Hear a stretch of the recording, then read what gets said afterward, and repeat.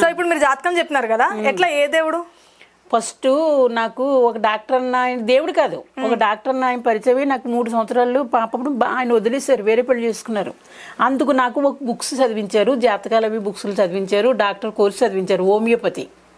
అప్పుడు మా నాన్నగారు మన్ను తీసుకెళ్ళిపోతాను, ఇప్పుడు బెంగళైపోతాయంటే వద్దండి, పాప ఉన్నది పాపం చూసుకుంటుంది, మా అందరిలో అలా ఉంటుంది, మేము 6 రకచెల్లి ఒక తమ్ముడు అలా ఉంటుంది తప్ప బయటికి పంపను అన్నారు. అంత కొన్ని ఏమంటారు అవి కొన్ని పద్ధతులు తెలుసు, అందుకు నేను చెప్తా ఉంటా.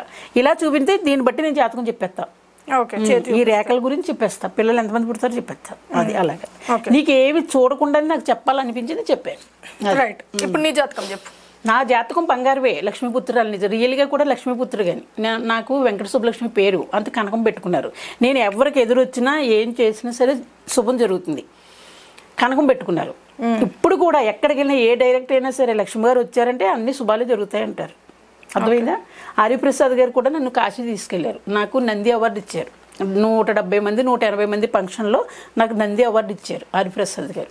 షార్ట్ ఫిల్మ్లు మూవీలు అవి తీస్తారు ఆయన. అది నాకు ఇంత మంచి పేరు ఉంది. తర్వాత రాకేష్ మాస్టారు దురదృష్టం వల్ల, ఆయన అదృష్టం వల్ల, నేను దురదృష్టం వల్ల ఆయన కలిసాం.